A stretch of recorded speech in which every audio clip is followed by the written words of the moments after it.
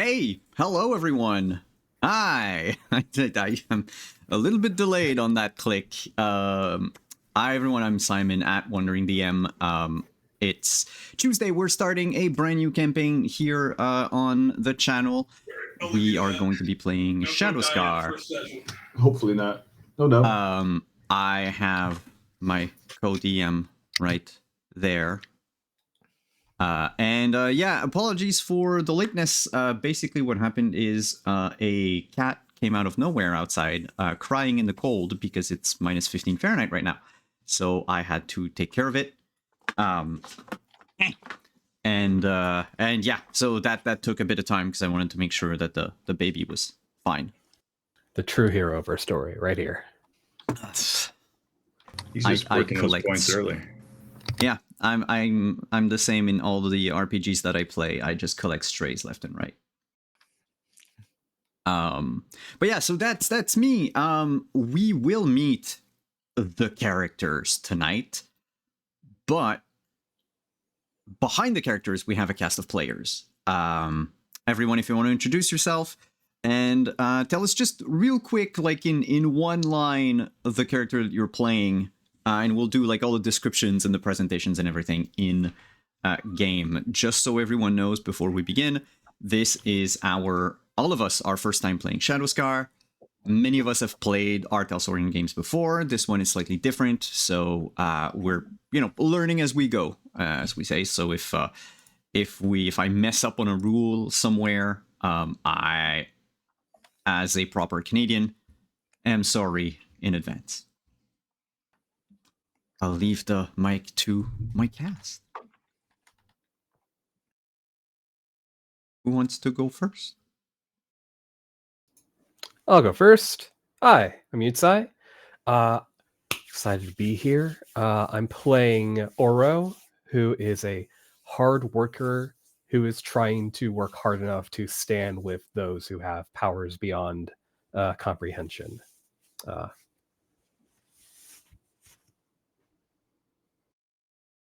Nice.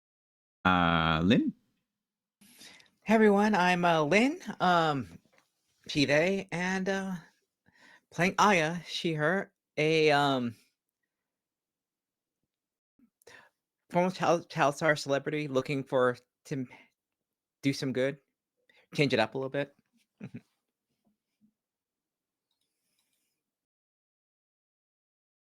Oh, your name, Justin, is not complete on the overlay.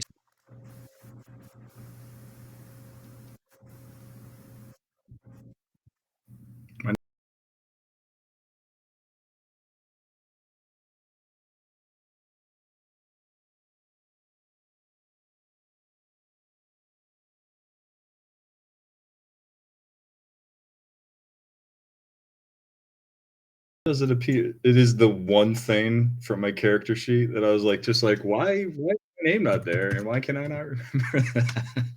Which is a great introduction. My name is Justin, and there was Pirate Jesus online, amongst other things. Some people have called me, and I will be playing Leslie Flynn Thomas. Very, very interested in this wonderful wide world that is out there, and how he can save the cosmos from the great beyond mysteries. Yes, I apologize, everyone watching. I forgot to put myself in studio mode, so when I clicked to go fix Justin's name, the sound just cut out right away. But that fits even better. Braggadocio, who just gets caught up muted out. That's great. No, because I came back to the overlay as you were introducing yourself, so it's all the chat that we were talking about, your name being erased and all that. That wasn't there. So let's begin with your first briefing. It hasn't been that long since the three of you joined the Shadowscar and finished your basic training. honestly, your body still aches from the hours of meditation, the intensive training, the hard wooden beds, and the obscenely early mornings. But you, unlike many others, made it. There might have been a few close calls, but you persevered, but you persevered, and now you've been assigned to your first mission. It's supposed to be a softball, something easy for a rookie agent. But hey, we all have to start somewhere. And we start in Nakatsukuni? Is that the name? Nakatsukuni? Yes, I believe that's the name of the world that we're in at the moment. Nakatsukuni, yeah. In the basement of what is normally a front that passes as a perpetually closed restaurant.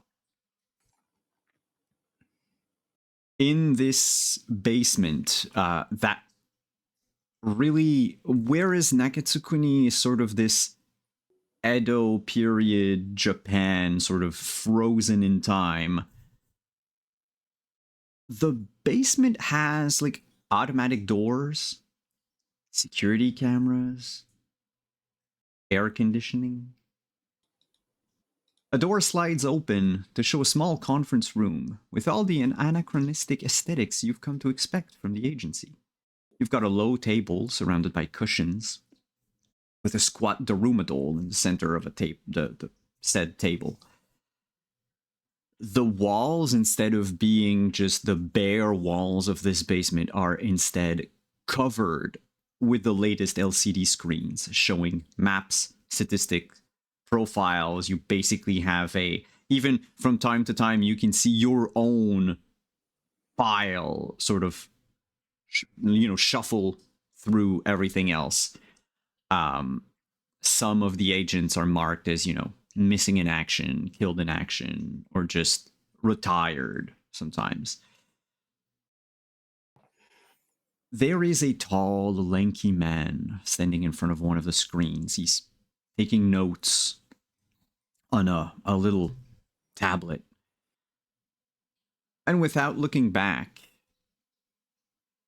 he says to the first of you who will enter this room, "Welcome to the big leagues. My name's Benjiro. I've been assigned as your team's handler. Take a seat. The others should be there shortly. I would like to know, among the 3 agents that we have tonight, who's the one between the 3 of you who would get there first? Make it a point to be there before everybody else."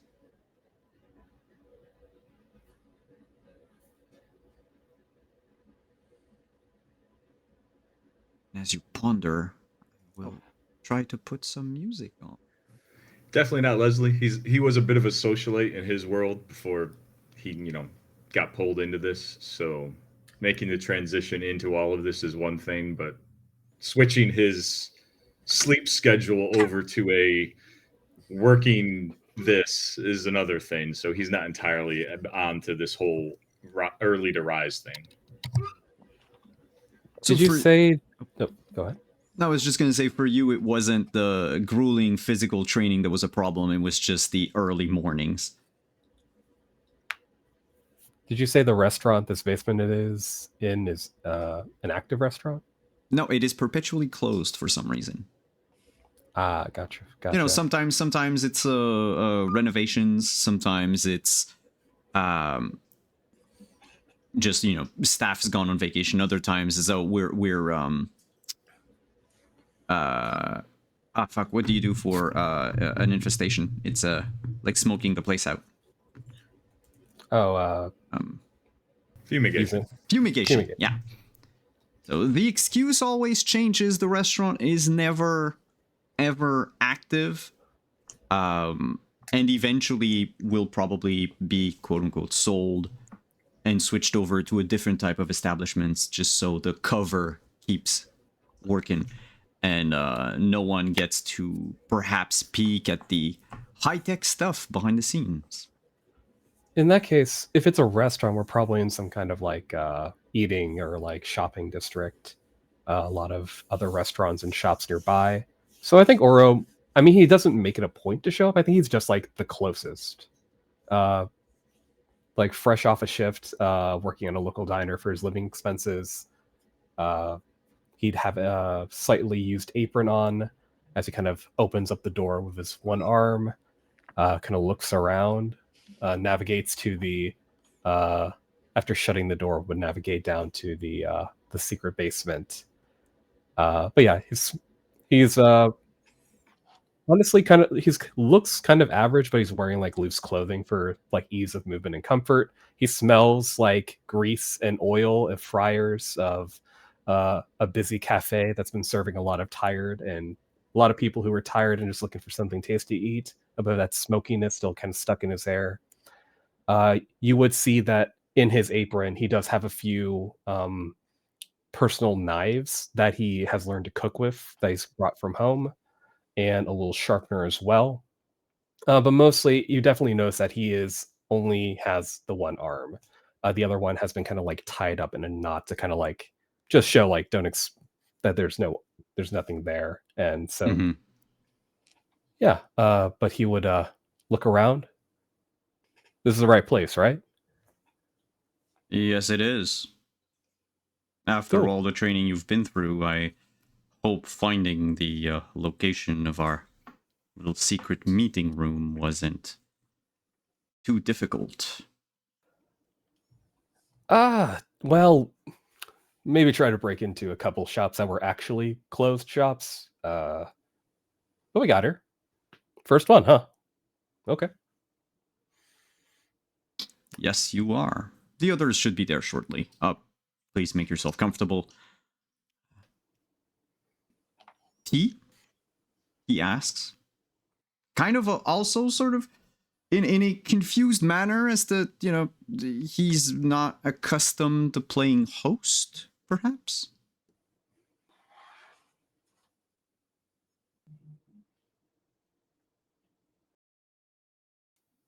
No? Okay. Oh, sorry. I didn't hear a question. Oh, he just said tea, question mark. Oh, tea. Oh, yeah, sure. What you got? Barley, jasmine?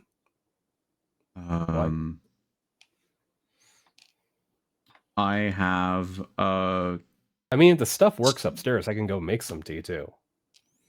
I was going to, yes, I believe it's some form of black tea. Sure, I'll take some if you have it ready. Yeah, I'll be right there. The man, by the way, like I described very quickly earlier, tall, lanky, but also feels like in all of his movements that he's not comfortable in his body. He moves like someone who's borderline always clumsy. Like you would expect him to trip over his shoelaces. Even in this room where, there's nothing but a flat floor and maybe cushions. But he excuses himself, goes upstairs to make some tea. And we'll say that it's during that time that the second person shows up. You know what? It will be. I will show up and just kind of like open up the door and just kind of like, hello. Oh, hey. This You're here is for the wait, is that a secret? Should I like I think I'm in the right place. gotcha. Oh, so all these old buildings kind of look alike. It's there's no Right? yeah. Right. I did try to I might have gone the wrong shop a couple times before I found the right one on the block. I mean, usually there's a map and a navigation thing. She'll take out her cell phone and just kind of this place has nothing. But I'm glad it's the place. But I do have. Oh, hi. I'm Aya. Maya? Aya. Nice to meet you. Holds out a hand for a handshake. Mhm. Oro, nice to meet you. And she'll sneeze a bunch like, oh, air out here is a little getting used to a lot more dust than I'm used to. Do you know where the charger is? Charger. Like a wall charger, or She'll hold up her future cell phone. It's like, couldn't get a chance to charge before I came in here. It's like a little bit last minute. quick question. As a local of Nakatsukuni, how much would I know about this kind of stuff? So the thing that's cool about all of this is part of your training, because you all come from different worlds. You come from Nakatsukuni itself, so basically what would, you grew up in an environment that was essentially medieval Japan. But as part of your sort of initiation into the agency, you were shown like things like TVs, phones, technology, cars, all of this, so that while you might not necessarily like be able to identify like at a glance what sort of era of technology like a phone comes from, it's all smartphones are the same or whatever, but you're trained enough that there's no sort of giant clash of like, ooh, I do not know how to use these things. Gotcha. It just kind of So- looks like it also looks like a glass trading card size thing, like transparent, like just like clear plain gas from glass where you're. Oh, right. Is that one of the things that needs the little metal things, or the thing you stick in a wall? Yeah. Oh, you know what? In either case, I have no idea. Sorry, I'm not in charge here. The other guy's in charge. Oh, where are He said he went to make some tea. And Well- has yet to be back. Well, I guess better use my training and try and find out if I can find where the. I hope they have one. Otherwise, it's gonna be a rough time. And she'll just kind of like rummage through like. What kind of places is this kind of like Edo period like interior restaurant thing you said it was? The restaurant itself above is basically what it would have probably had been an actual place, like a hot pot place type of thing, except in this case you only have like, there are tables upstairs, they're covered in dust. There's a layout, there's a kitchen, but it's not really furnished. There's probably like a kettle and water for tea. But there's no like oven in there. There are no nothing that you could actually. The pantry is completely empty, or more or less. And there is like the upstairs is completely blends completely with its surrounding with Nakatsukuni. Nothing sort of is anachronistic to the place. But when you start climbing down the secret staircase, that is obviously behind a shelf. That's when you start to notice, oh wait, there are wires along the wall, and then that automatic sliding door, and then that's a security camera, and then conference room with a bunch of LCD screens, and you're square in the middle of like, the 2000s in our reality, if you will. Oh, all right. Oh, there we go. Found it. Oh, a single thumbs up. Wait, so you didn't see someone upstairs when you were coming down? Huh. Weird.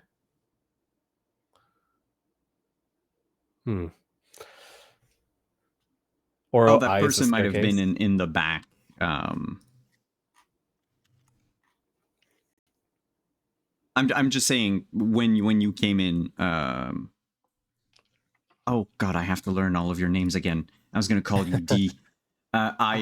When you came in, like, you don't have a direct line of sight with the kitchen, for Mm-hmm. instance. So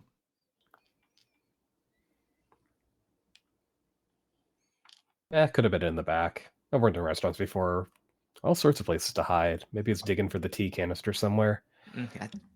Yeah. Seems Well- like it's hard to find things here. We're expecting one more, right?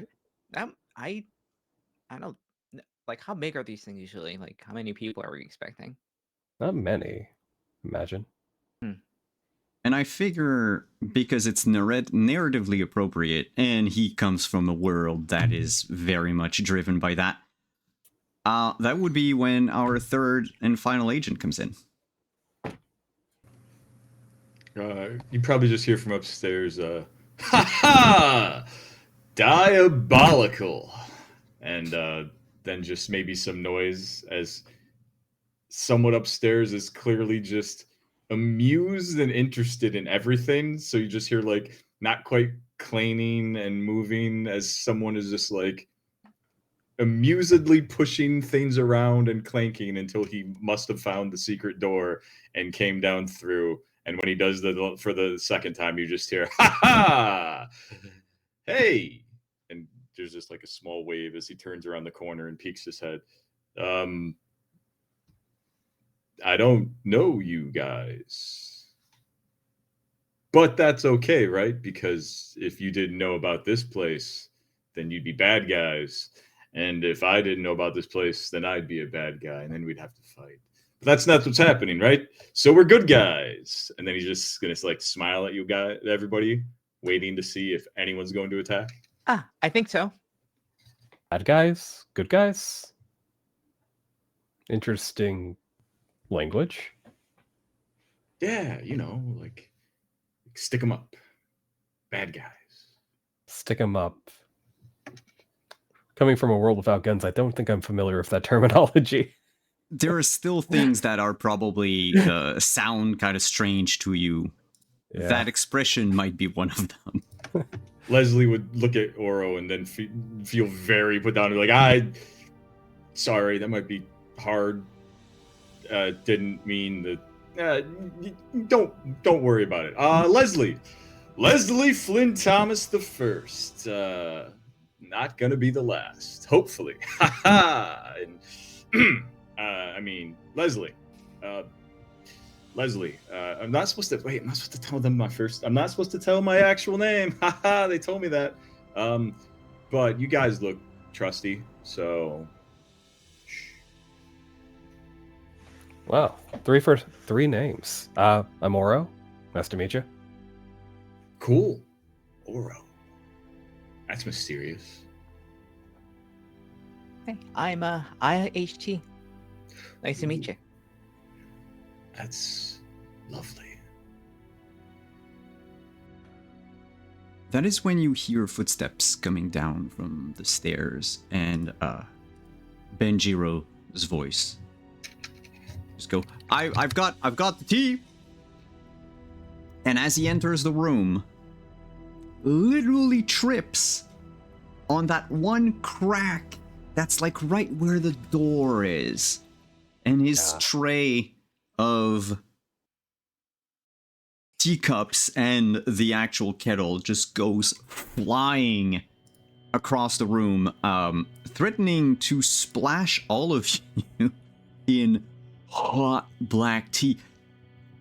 So we're gonna do our first skill check of the game, which is going to be tea related. Not the game, but the check.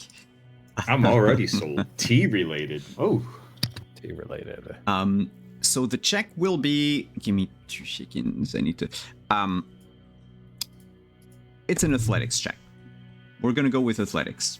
Mind you, you can probably make a case for performance if you're sort of the physical performer type of person, like a juggler or a dancer. That could also work. Oh, sure, why not? And if you want to just completely dodge it, like dodge out of the way of it, because athletics would be to try to catch it. Performance, same thing. If you just want to dodge out of the way of it, you can just make an awareness check, and you'll figure out with that result, where the tea is going to the spill and where the cups are going to land and everything, and just step out of the way. So in Shadowscar, unlike the other Arthasorian games, we don't roll just 1d10 to which we add a bunch of numbers. In this case, you take a bunch of d6s equal to the stat and the skill that you have. So for instance, athletics is under body, so you would take as many dice as you have body points and athletics. That will make a pool of d6s. You can roll it. You can use physical dice, you can use virtual dice roller. I have no problem either way. A success is on a 4, 5, 6. So any die that falls on a 4, 5, 6 is a success. Okay, let's see. You would Alright. need, in this case, just 2 successes to either catch it or dodge out of the way.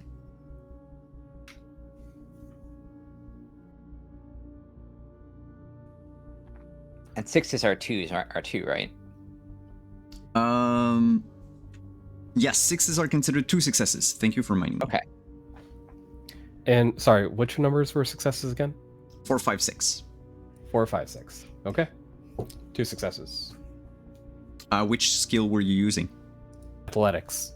All right, you're gonna try to grab grab at some of the things. Gonna do the Jackie Chan like a ha ha ha. Leslie, you're muted. I see that. So just to be clear, we rolled the body plus the stat. So it's so if I have 2 in body and 2 in the skill, it would be 4 dice. 4 dice, exactly. Okay, just making sure. And I mean, if you have like techniques or even Mikio that would help you, like you can also use those. No, that's fine. I got 4 successes. Because you said 6s count twice, right? Yes.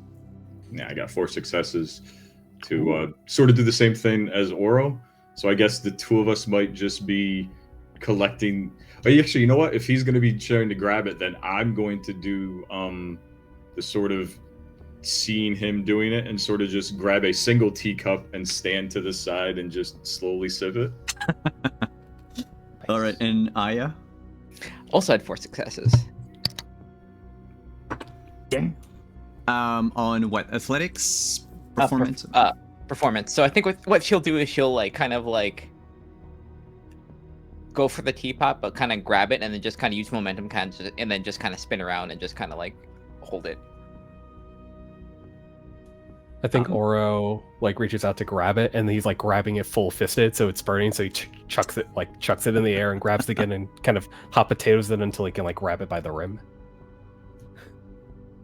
Banjiro, this young looking, now that you get a good look of him, good look at him, now that he's not, with his back turned to the TVs to look all mysterious, is dressed in a white dress shirt, a loose black tie with a black vest over it, black dress pants, dress shoes. He looks more like a servant at like a restaurant than like a server, I should say, not a servant, a server. He definitely looks maybe early 20s, mid 20s at most, baby faced almost. And he is red, completely red, and just goes, sorry about that. This was a test to see what your reflexes were like. I am glad to see that you have all succeeded. Please, seat yourselves. I am Banjiro. I will be your handler for this case. I have chosen you out of everyone because you, in my eyes, are the ones who show the most promise. Of course. Yeah, I mean, yes. Yeah. He fishes in his pockets and gets like a remote out. He's like, First things first.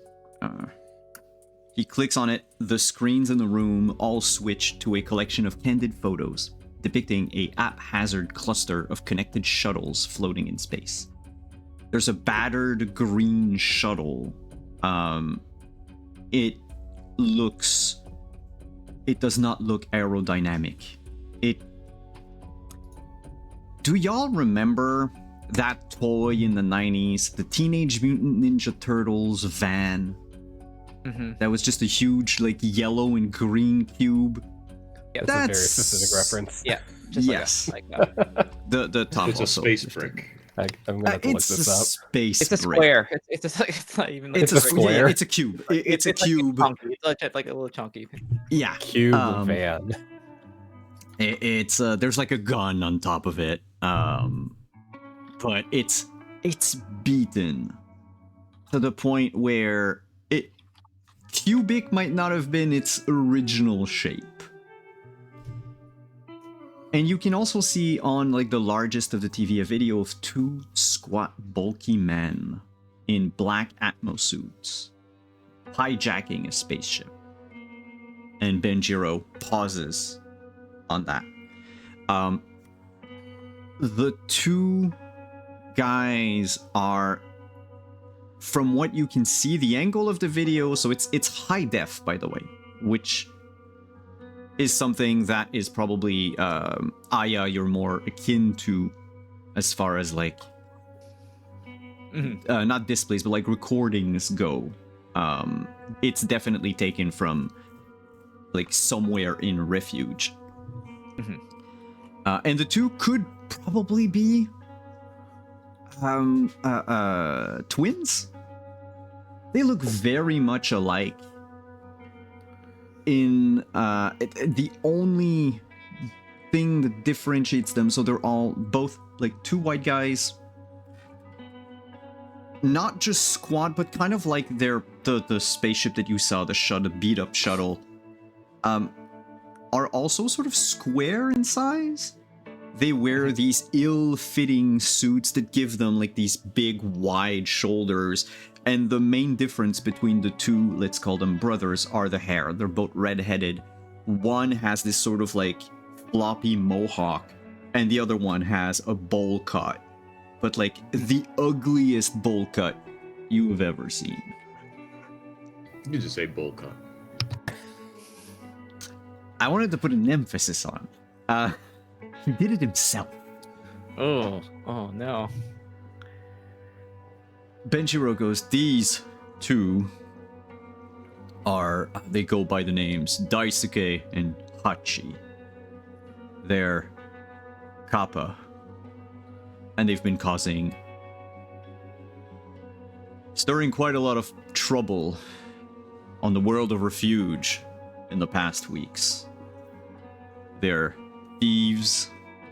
They've been hitting banks, and he presses on the remote and you see them like the security footage shows like the outside of a bank mid-afternoon. There's just like a of smoke that comes out. The alarms blare and these two guys come out with literal bags with money signs on them. Let's not question the fact that this takes place in the future. And they just hop in like a flying car and jettison out of there. Ha ha! A copper caper! I guess these words mean something. Yes. He presses another button. They've been breaking into vending machines, and you see them just literally bully a vending machine on a world that is closer to modern day Earth, but it looks to someone, well, to Aya, who comes from Refuge, this is from like an area of Refuge that is, let's say, less fortunate. It's like one of the like underparts of some of those space stations where the tech level is, I mean, it's all the same. It's far future, but like they can't afford like the nice, quote unquote, future looking things, right? Things break down, so you know. Yeah, things do break down. Kind of like the whole like street level cyberpunk thing versus the execs. Yeah. And they've also been robbing people, and you just see them do the exact same thing they just did to that vending machine, but it's a person, and they're just like roughing them up, and literally ripping the clothes off that person's back to just rifle through pockets. They've stolen thousands of dollars and caused quite the uproar. If you would direct your attention to this screen, and he points to another screen, or taps on the remote and goes, "Oh, it's not working. Everything all right there? Ends up pressing it. I'll be fine. I'll be fine." And as soon as like the screen does shift to a cluster, like footage of a cluster of shuttle, Benjiro clears his throat again and tries to take that mature voice. "This is our intelligence suggests that they'll be attending a black market auction. It's held in a makeshift space station called the Scattery. We don't know what they're after, but whatever it is at this point, we can't let them have it. I know it's not glamour, but as your first mission, you are to locate the twins and eliminate them. You'll be transported to the Scattery by one of the agency's smuggling vessels. With entry tickets provided, you should not have to worry about any of this. I will also be overseeing your missions. If there's anything, remember." And he taps his ear, and like the glowing tattoo sort of lights up. And like at the same time, the one in one of his eye sort of lights up, and you assume somewhere in his mouth it also lights up. We're in constant contact.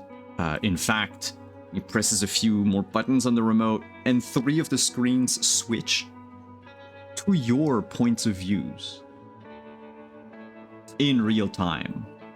I just like look. I'll do the thing of like just look at someone. So I'll look behind me, as if there's a camera behind me. Oh yeah, it's a bit flippy, a bit trippy in what it looks like. I'm also getting used to this. yeah, I yes. think I was just gonna do the swing around a little bit too, like. Please. see if it like. Please please, stop. I have motion sickness. Okay, she'll stop. She was about to like spin in the chair a little bit, but like no. Okay, move on. If you need me, you can contact me at any time. I'll be reviewing your performance, if you will. I have high hopes for all of you. Don't let me down. Please don't let me down. Have we ever met this guy before? He seems kind of skittish. Can you give me spirit gonna be insight? bad. Oh, never mind. Well, it's not the greatest. Also, And anyone else who wants to. if I had a Mikio ability, that would Oh. cost key to use as well, right? Yes. Well, And I'm assuming I don't get the key back before jumping on the mission. Oh, I have to remember when you get your key back. That is. That's witnessing existence. I don't think we want to witness existence just yet. Maintaining the veil. So it's condition. Mikio. Mikio is, yeah, it costs you key. And you regain it.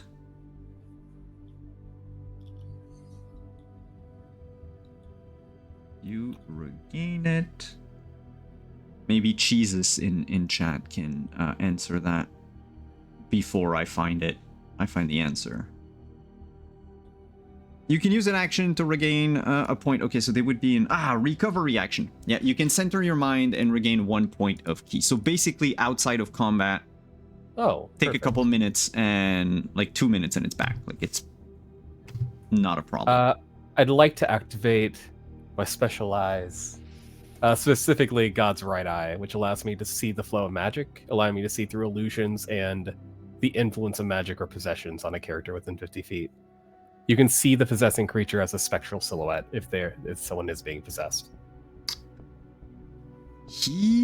Benjiro is not possessed, but he's been cursed. There's a you would call it a curse of clumsiness on this person. Oh, every endeavor he takes is doomed to go wrong in some kind of ways. And because you only use your Mikio, right? You didn't roll insight. I didn't roll yet. Would you like me to roll? So please, if you want more info, because I was going to blurt out something, but oh my god. Well, sorry, I want to take a picture, but all right. I have 2 spirit and 1 insight for 3 dice, and I rolled 3 6s. Nice, hell yeah. Literally, hell yeah. Special eyes. You get the feeling, judging by his behavior, that it's not the first time that things have gone wrong for him, and either his life is probably not on the line, but his career maybe? He might have been,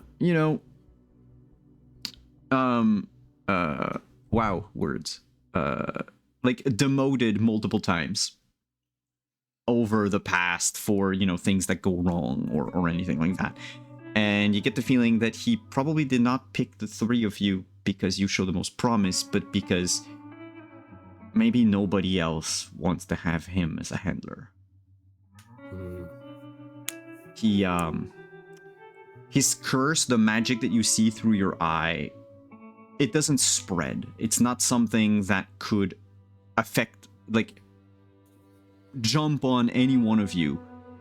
But just by being either in the vicinity of this person or being maybe like in contact with him, like it can, through like osmosis, if you will, affect you. Getting hot tea dumped on you. Yeah. Hey, boss, you okay with the mumbo jumbo affecting you? The what? No, your curse. No, I'm not. And that information is on a need to know, Agent. You do not need to know. Is that like me violating HIPAA? I gave out this person's medical information. No, it's probably more like you revealed his search history. Aw, that's also embarrassing. Right. If we need to know and you don't have it, then we wouldn't need to know. Yes? What? If you don't need to know, you don't need to know. Right? Do we need to know? You do. No, but that reminds me. He picks up his tablet from the table, taps a few times on it, and says, "I have more information for you, agents. Agents. The Scattery is a haven for criminals of all sorts to gather and do business. The security is tight, but it is not friendly to any one of us, and to any, let's call them civilians. You will be posing as criminals there to attend the auction, but there might be other people who are just working there, basically. They don't care much about collateral. But we ought to care about collateral. That's very important. And it's customary for private meetings to be held on personal ships, which is why and he sort of like makes a like sweeping gesture, and a map of the Scattery appears on one of the TVs, on the biggest one.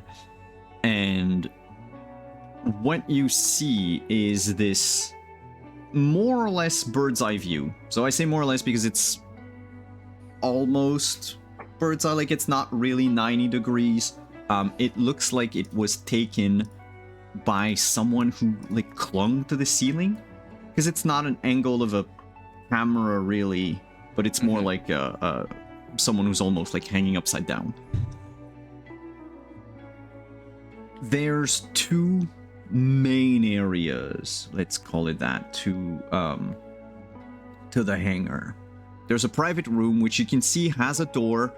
There's whenever that picture was taken, there were a few people there, probably for some sort of deal, and there was like assume it's a guard, security agent maybe, at the door, making sure that no one goes through.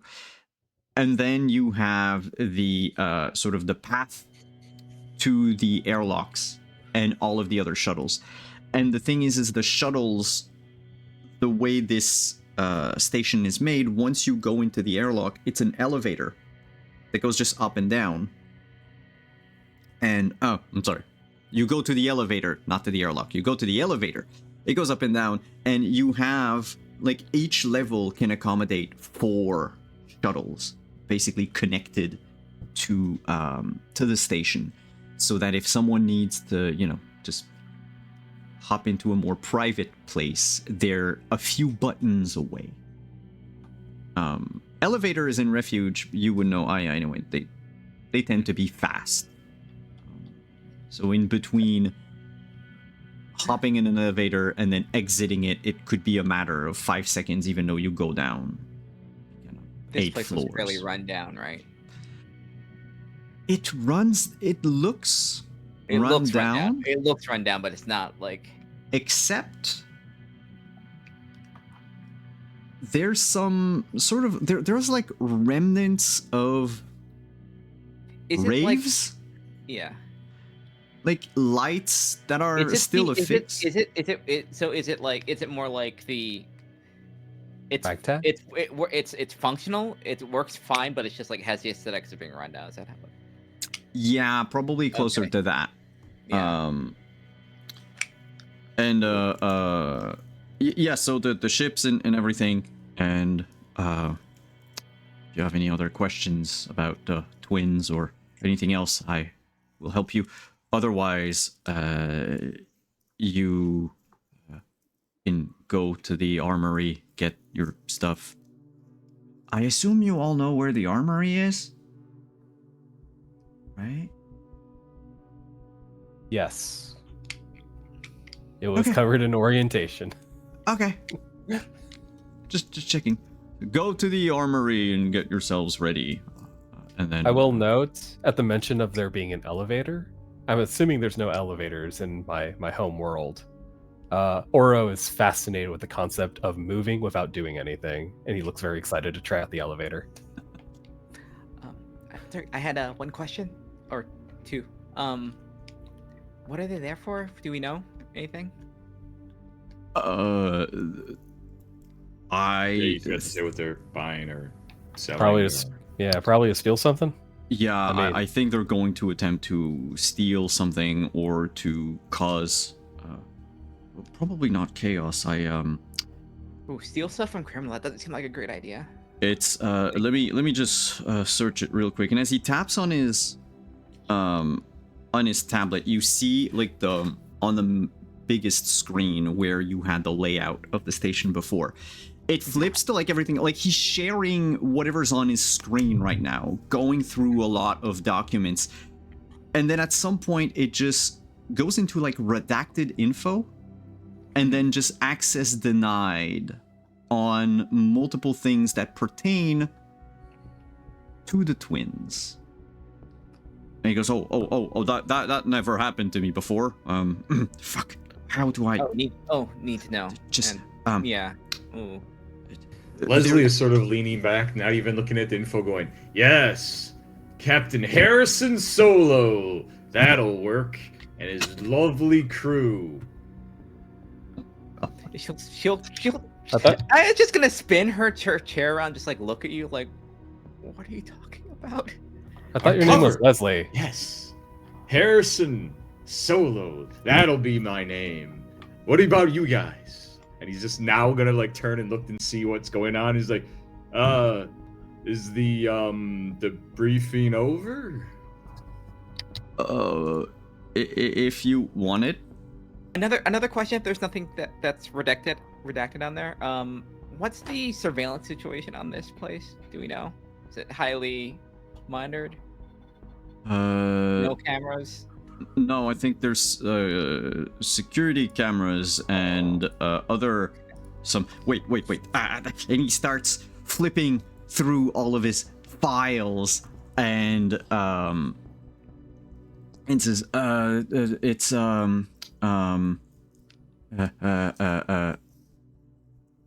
yeah, there's security. I know there's security. It's somewhere in there. Going through the tabs, apartments in the area, best Thai food.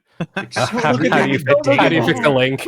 How to get rid of a curse. How to get rid of a curse. How to get rid of a curse now. How to to get- argue for a raise. Uh-huh. Can I live my life if I'm clumsy forever? Yeah. Is clumsiness attractive? And then like some rule 34 of something. Oh, no. Oh god. Oh no. No, boss. Stay professional. He says there will be security. He knows there will be security. These things are... He's never been to one himself. But he knows that these type of places, normally they have their own... Like their own people. Whoever's organizing it has probably like their own people looking over the place. Bruisers. Enforcers. They hold the auction, they take a cut of the profits, and they provide security in a venue. Yeah, Yes. pretty standard. Same But- as here. These things are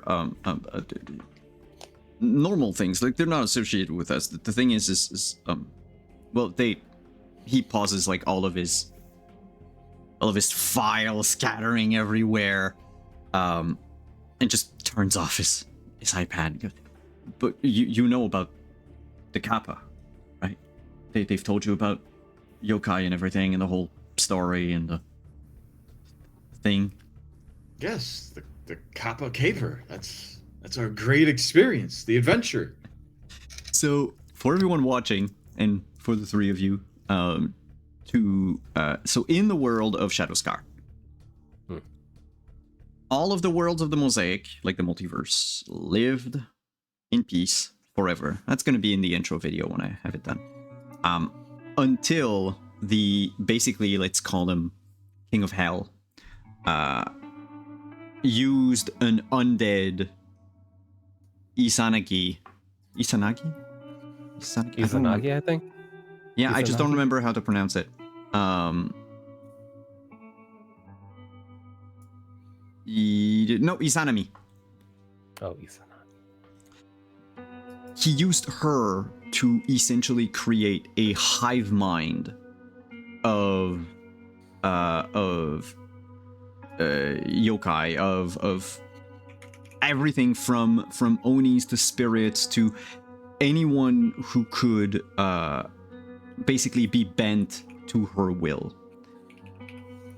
And then she spread that army across the multiverse. And countless worlds fell. Imagine, like, in some cases, it's just like the case of like a giant kaiju, raising an entire planet from existence by just trampling it, and the people there didn't have like the technology or the means to fight it. In other cases, it's just entire worlds were reduced to ash by like the powers of some of those demons. And in Nakatsukuni, in fact, 90% of the world was turned into a sea of tar, and it's just like the couple islands that are left that remain. Same thing for like Fifth Street. In Fifth Street, you've got you're in it's a world that hasn't been touched as much, kind of like the Steel Court, where the most of the planet is intact. Clearly, it's a parallel dimension, of course, so things work differently. But there has been like giant changes, and you'll see them over the course of the game when you visit like these worlds. Refuge is one where basically Earth was destroyed by the yokai, and all that's left are the people that lived in the space stations, and whatever refugees managed to make their way to the stations and then expand upon that later.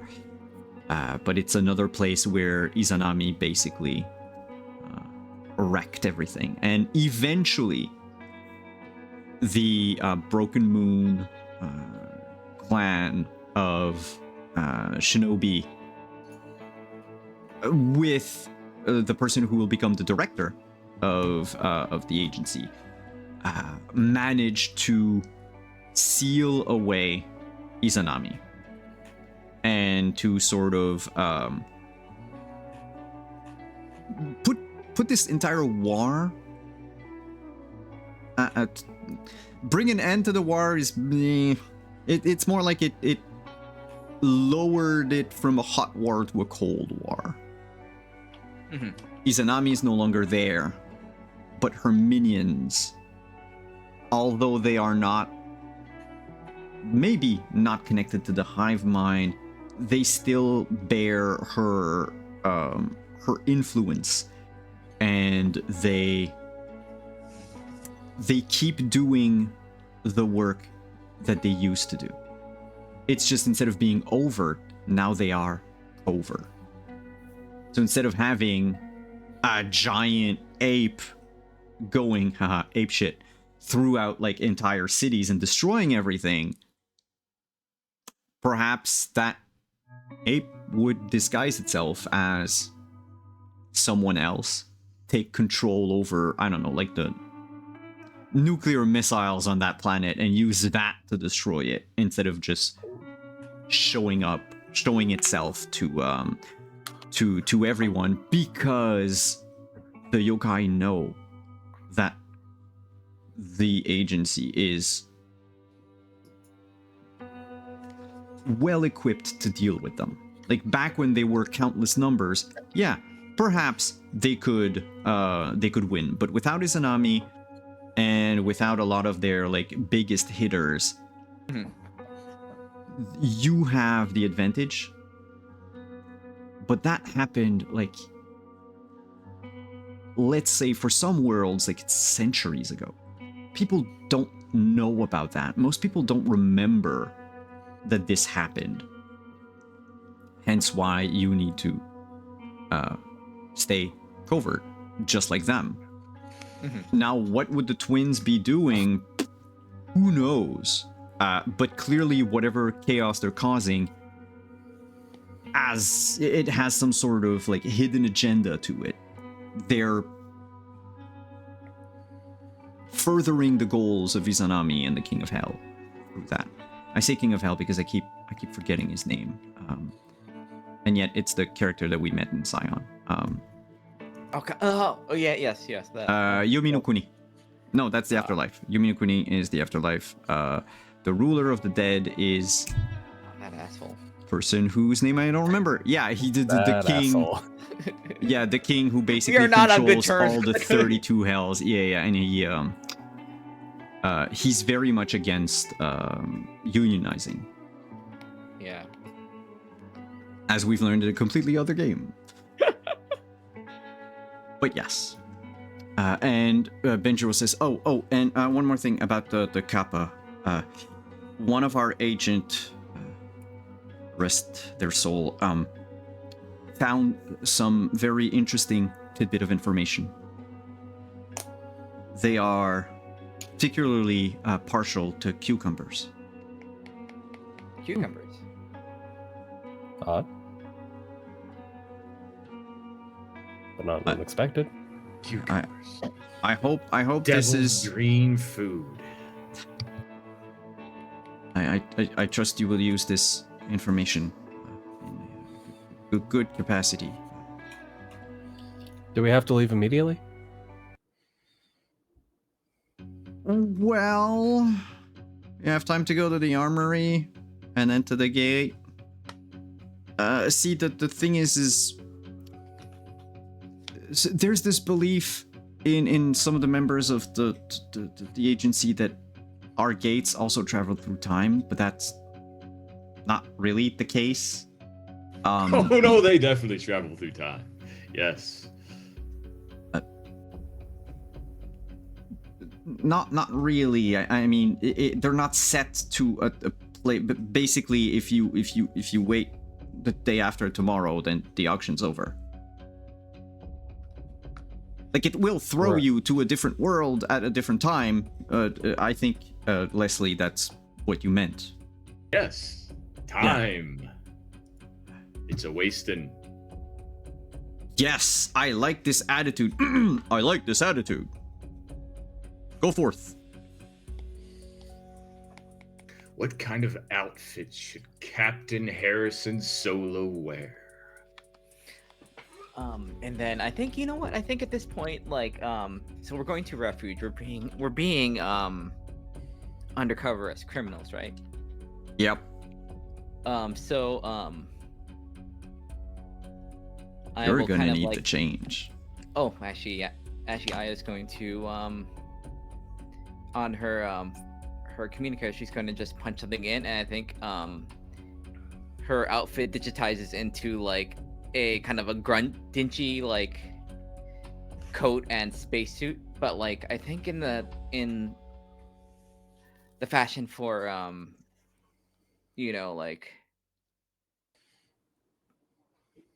outer culture types is to like not be perceived, kind of have like to have like the elements of it being like mended, like exaggerated, so there's like exaggerated patching and there's like extra pieces, there's like it's fashionable to have like you know, kind of like rust, you know, kind of like disused Yeah, things, okay. show you how dangerous you are, because like you don't care about like you like living on the edge, you don't want to like, It's not fashionably care. grunge, it's just used up. yeah, it's like you want to be like as badass, but like I don't care about decompression. If decompression gets me, it's fine. I'm not scared to death, that sort of thing. Cool. Something like this. Show it like, Yes, that's good outfit. Stunning. Can you help me pick something appropriate? Thank you. You're from Refuge, right? yeah.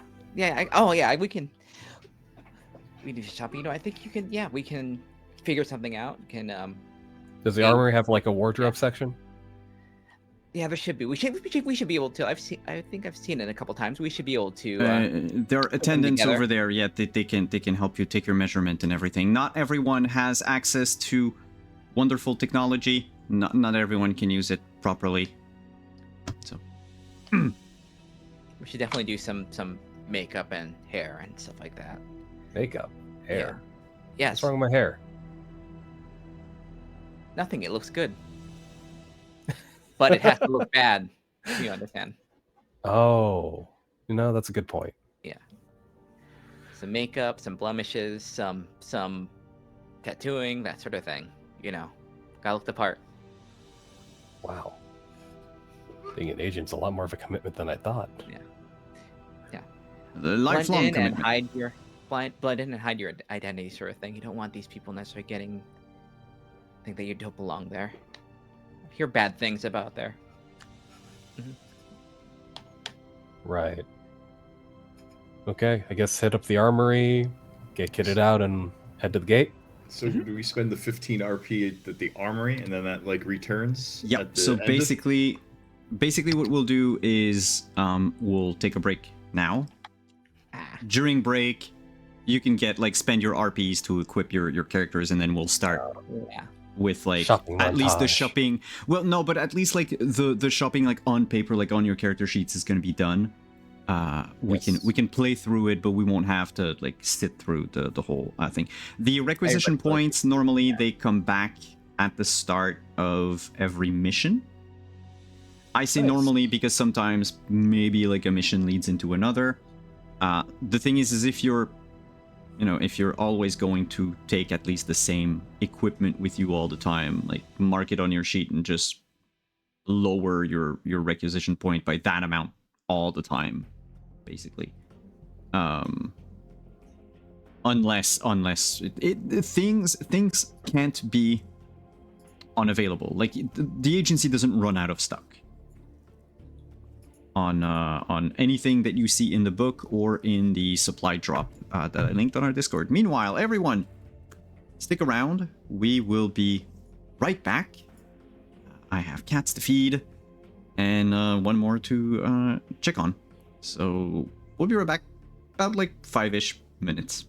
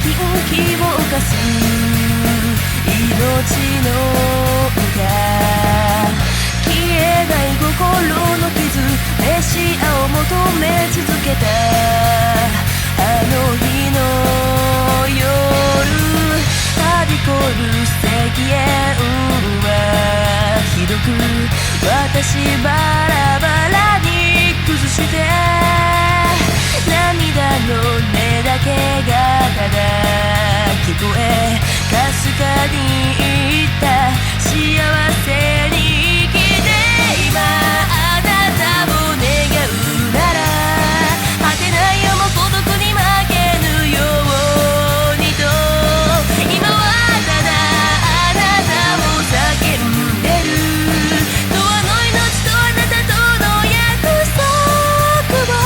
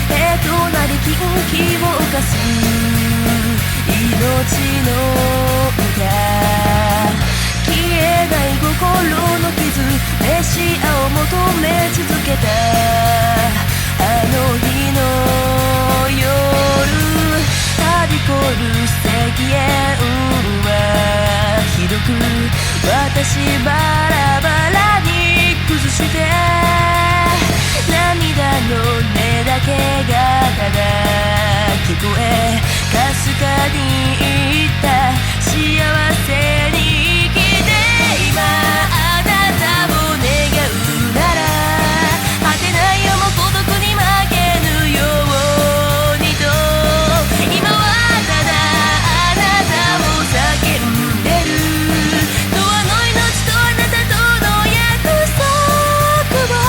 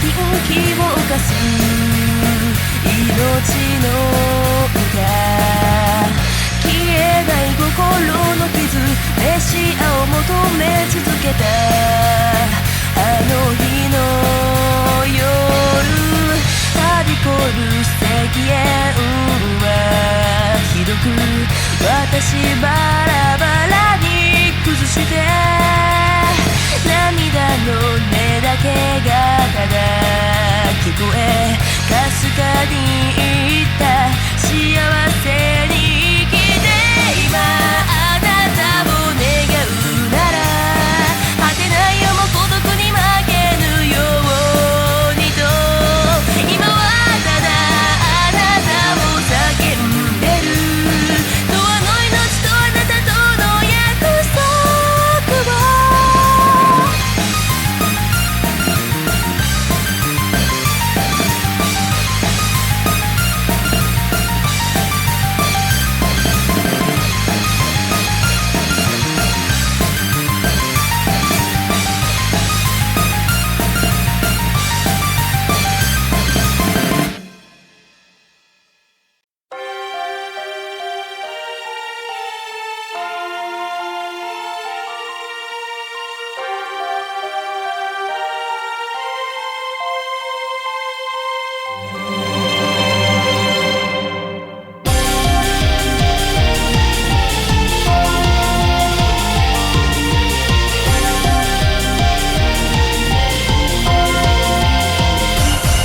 灰色の瞳に映る影はもろく今を離れるほどの花足が紡ぐ沈む夕日を追いかけたあの日と重なる記憶訪れる炎を燃やすたがなったその胸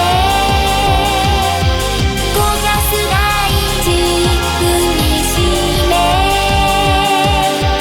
迫り来る風に髪をなびかせたこの奥な戦士を空を艶やかに飾る星屑に儚い祈りを奇跡なんかまた次に会いに行くよ輝く夢抱きしめて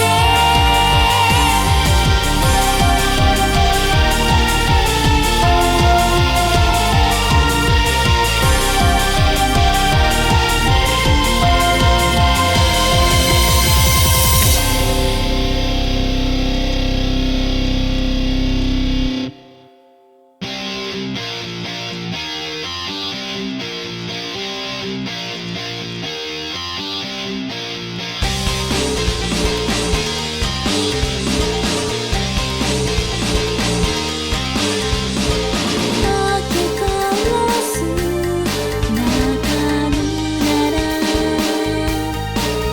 夢を抱けばたちまちに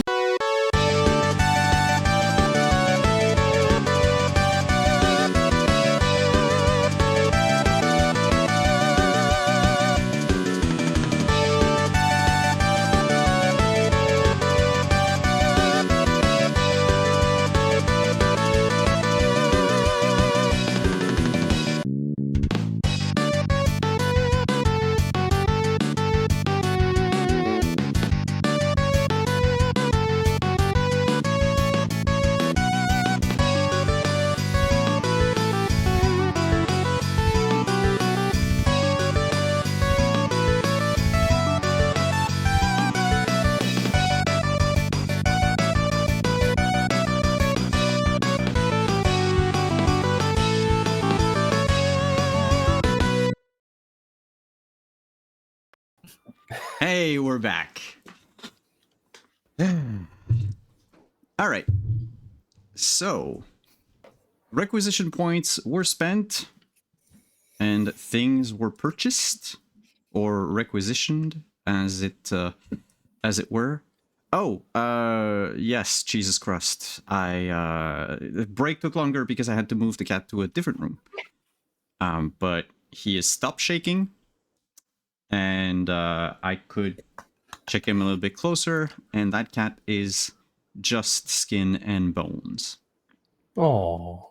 Oh. Yeah. So I'm very careful about like feeding him and giving him water and everything, but he stopped crying and he stopped Aw. shaking, so Aw. that's good. That's Um, great to hear. My other two cats saw him as I was carrying him from one room to the other. Now they're wondering why I moved their water bowl outside of its usual place. But they didn't make a fuss. So, awesome. Enough about me. How about all of you? You went to the armory.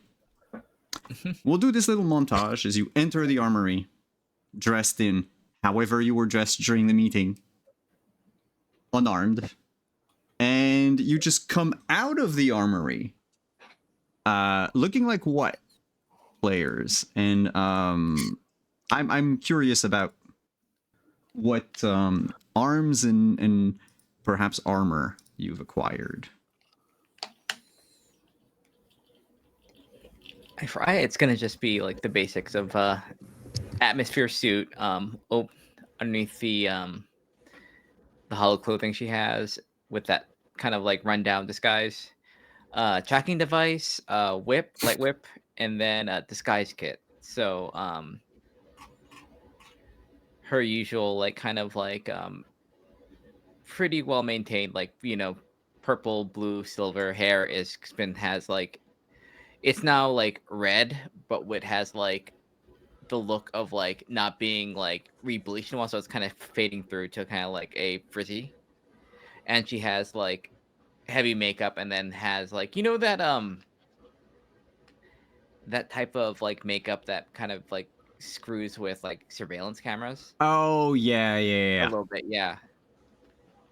A little bit of that on like one side of her face, sort of thing.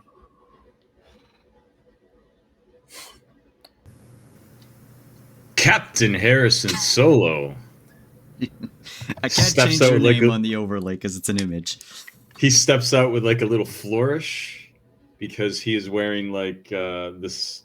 It's like a leather like overcoat, sort of like a big jacket that is part of his armor slash the suit the atmosphere suit, because he's wearing an atmosphere suit that has combined little armor underneath it, and it's what someone who thinks only that space is this really cool concept for high adventure and action, and therefore he needs a highly flamboyant action setup for it. He twirls a pistol that would be, I assume, appropriate for the technology Yes. era, and then puts it back away.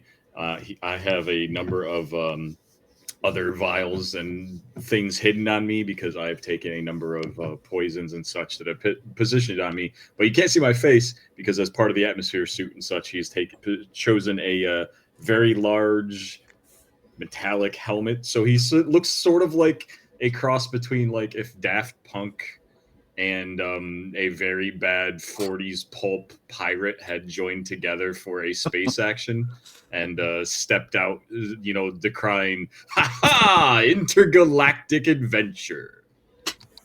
Jesus. I think Aya's putting on her best like camera smile at this. She's like, this is way out of like what it's supposed to be, but it's enough out of the way people are not gonna mess with you. I think it's like no one's gonna mess with someone like that. I know, terrifying, right? Captain Harrison Solo inspires fear throughout the galaxy as a pirate in the stars. Oro has a, I guess what you could describe as the stock spacesuit and pack that goes with it. He's picked up a couple things that might prove useful, just kind of what he thinks might be handy, like a first aid kit, some bindings in case they need to secure someone before they go running off to tell someone something. He does have like hidden in like a compartment on the suit. It looks like just kind of like a mesh for a little more flexibility, but he actually has a sword stashed in there because his sword is a weapon that is concealable. And on a different section, he carries a knife, probably styled in more of the refuge style, which he's a little unused to, but a knife's a knife. Also, he does have kind of like, I'm not sure if there's a way to do this, but like kind of like a charm. I'm not sure how big they are, but I think connected to like the sheath of his knife is like a little jade like small stone that glows slightly, and it might just be like a decorative rock, but it's actually the spirit lantern that he picked up as well. Oh yeah. And for styling, he wasn't sure, and I'm assuming I would say all these things are recommendations that would just confuse him, so he literally just kind of lied down on the ground and started scooting around to scuff up the suit as much as possible. It's like, all right, how's that? She'll kind of like just kind of like adjust some like the wear, kind of like make it look more casual. It's like, I think they'll do it. They'll do. I think. Okay, I'll take your I'm word not too for sure. it. I'm going by what people say. I honestly don't know. I haven't been down there. What? You come from Refuge? Yeah, I come from Refuge, but not there. That's kind of like way out there. Like, I've never been. Most people that aren't like, dangerous criminals don't go there. Huh. Okay. Looks like we're going into a pretty hot spot then. An underbelly of criminal element. Intriguing. You are very excited about this. Yes. Aren't you? This is our first mission. Yeah, but it's like doing it in your back, in like, the rundown part of town that Toma. I kind of wish there was some place we were going that wasn't home. And for me, this is our first mission. If we screw this up, I don't know when we'll get another one. We screw it up, we'll be dead. That's probably more. Ooh. Yeah. Okay, fair enough. Yeah. We'll be dead. There's a voice in your ear that just goes, I certainly hope not. Worry not, agents. Nothing shall befall you. I think. I have more information. It's never. This is the put on voice, like the voice that they're putting out. It's like, oh no. It's like, this is not inspiring like much like confidence. Like, I know so much it's on. It's like, oh no. Take heart. Yeah. Captain Harrison Solo has yet to be killed in the thousands of raids he has taken across the stars. So wait, is your actual name Harrison Solo, or are you Leslie? Oh no, this is a cover. Oh, a cover. Okay. I don't know what the status quo is from where you come, so I mean, you already have 3 names. You could have 2 more. No, I have made this up so that we may integrate ourselves into the criminal element. So they don't look us up and kill us is probably. Yes. So I'm Junko, so that's what we're going to be for this thing. Not Aya. Okay? Not Aya. Junko. Yes. Junko, Harrison, I guess call me 8. Haha, as long as we don't call you late for dinner. Haha. Oh, that'd be terrible. For some reason, you're fired. I think when Aya says that to like Aya, not like Junko, not Aya, she has a look of like, I will space you myself if you mess up. Like, she's cheery, but like, this is like, I'm not messing around. Look. A very frosty, cold. Yeah. Look. Yeah.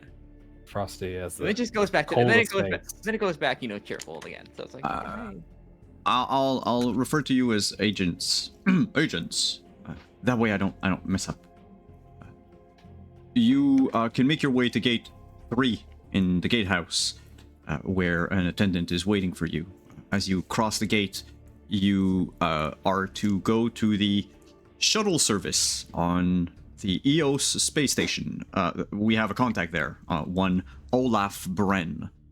He's a reliable sort, not part of our little cell here. And he will be your designated driver. That doesn't mean that you have to drink, right? Try not to drink on the job. Right? It's bad. Bad things happen. I mean, I enjoy a drink every now and then. I mean, unless they think going to a bar and not drinking is not. Are we not allowed to drink? Is there like some kind of policy? No. I mean, it's just it's I had the just sake fountain last night with Yusuke, and that was. So was that all the drinking I was allowed to do, or? Oh, by the bar down 3rd Street? Yes. yeah. Amazing. Unlimited flowing sake. Pretty good deal. that I've never been myself. Just keep your wits about you, agents, and good luck. Yeah. Benjiro out. Do these things turn off? Is there a way to turn this off? We And can then you still just hear hear Benjiro's voice just go like, off. Tattoo off. Tattoo off. Audio mute off. Nope, Ah, still on. damn it. Still on. Nope. Nope. Alexa. I'll just keep quiet. The moment you step through the doors into the gatehouse's inner chamber, you are hit with the scent of moss and chrysanthemums. The inner chamber is a beautiful garden, adorned with mossy boulders, sculpted trees, and stone lanterns. It is, for those of you who have the book, by the way, they're free on Drive to RPG, you can get them.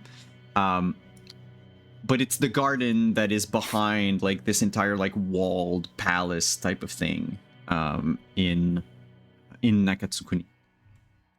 And while it is very much public, certain things are only apparent to you all.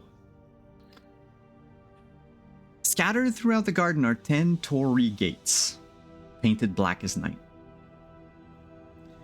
As you walk past them, through each one via your magic tattoo, you can see a different world. You can see neon spires rising toward a canopy of glass, rain-swept streets where mechanical creatures lumber, the bright Japanese-themed backroom of a casino, with what must be the cacophony of slot machines beyond the paper secret doors. The attendants, who are all dressed like Benjiro, all of them, but they're wearing face masks, just like not a mask, but like a COVID mask, if you prefer, like just a white thing. And without a word, as they see you approach, they just point to one of the gates. Should be gate number 3, I guess. There's no numbers on them. There's no numbering, but it is the third gate from the right, depending on how you look at the garden. And the person just waits there, just motioning. They're almost like an automaton, just pointing.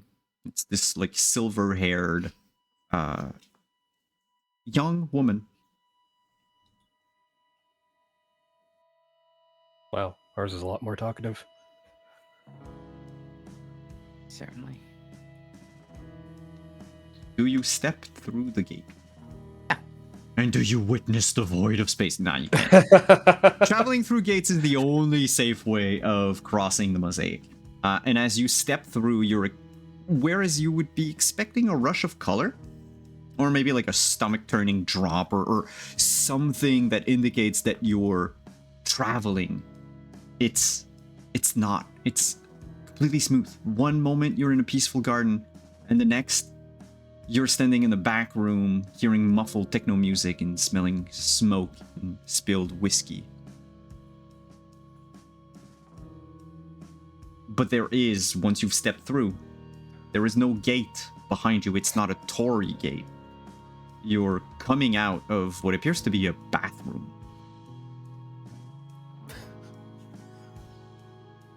Oh, God.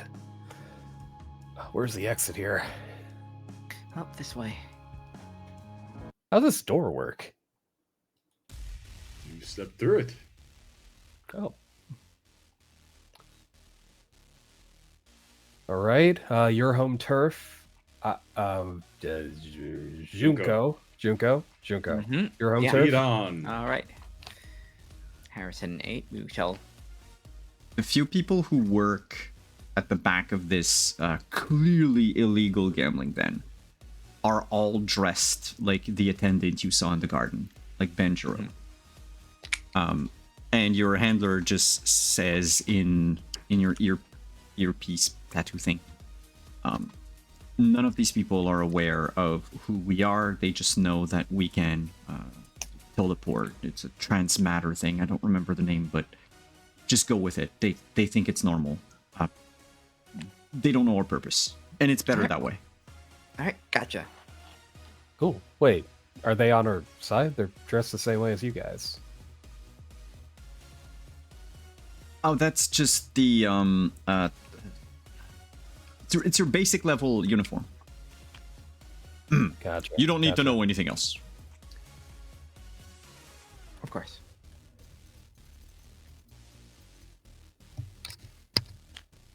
And so as you leave this, unless you want to like stay at the casino or do something there, We're probably on a crunch for time, so yeah, we'll. but basically, you are in the Junko, you would notice you're in the Pan American habitat of the EO space station. But you're in a part of town that is like on the seedier part of this section. But the casino, as it were, is almost dead across the street from the shuttle station. It's a little to your right, like in diagonal, but you Yeah. can see the signs, like the neon, like floating signs of the shuttle transport, with like bright letters in different languages that just flash the words shuttle station. Over Oh, that's there, there is only one shuttle, by the way, waiting. Well, I guess that must be it, right? Our Oh, yeah. chariot Right. awaits. Oh, That's how do our I- like. She'll like handler. That's ours, right? Yes. Is the driver a big bearded German guy? Here I mean, to you the could check window. through his And eyes. just kind of wave at the.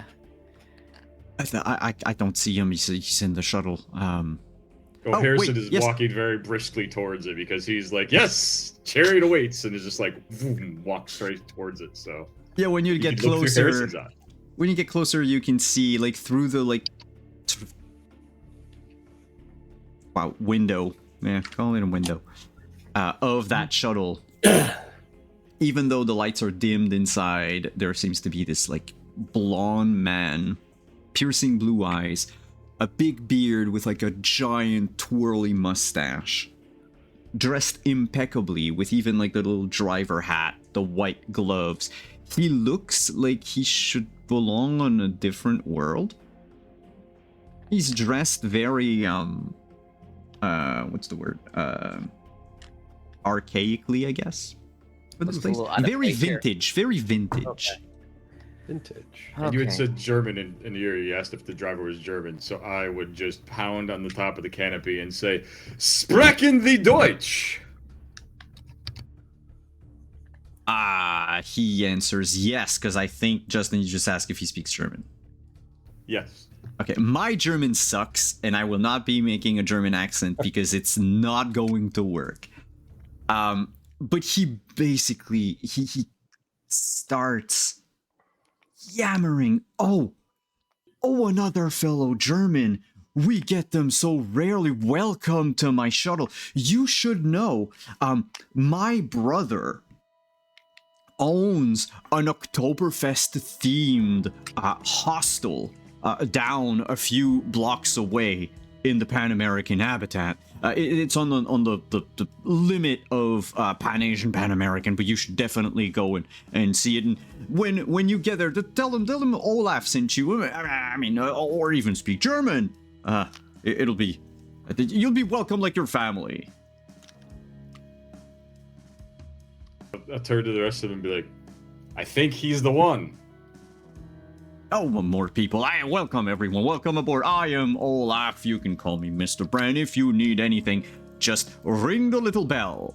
And you notice amidst this, like, the leather seats on, like, each side of this shuttle, looks almost like the interior of a limousine. You've got, like, blinking lights, little, like, displays of probably, like, statuses of various modules of this this shuttle, but also very vintage, kind of like him.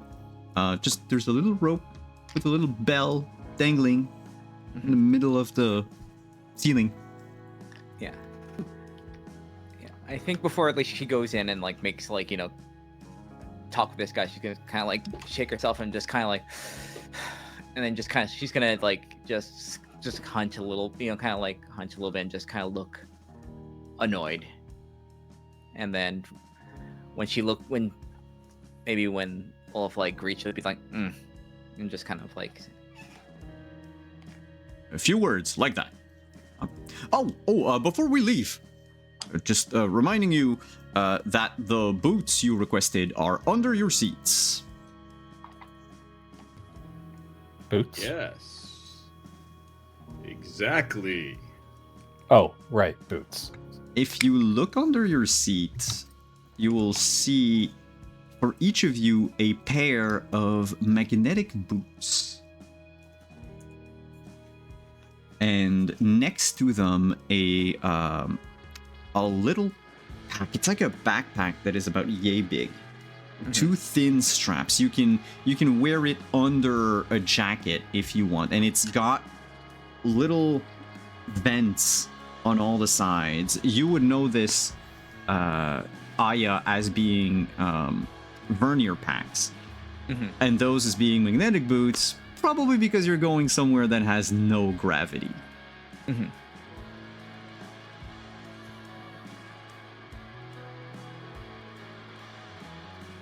Just remember to bring them back when you're done.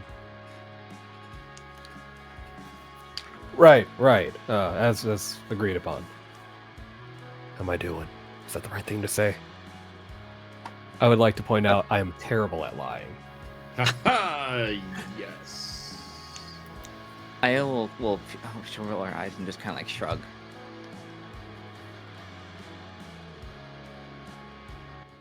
Okay, let's get on the flying car and head over to the place we're going to. Yes, the place. Ask no questions. That's what I do. And But I think I will kind of like, if forward is the way that the, you know, the mirror for that Olaf can see, she'll turn to two of you. It's like, you ever used these before? Yes, actually. But this is the first time in like action. Just remember heel toe. When it's like heel toe. Otherwise, the magnetic thing doesn't work.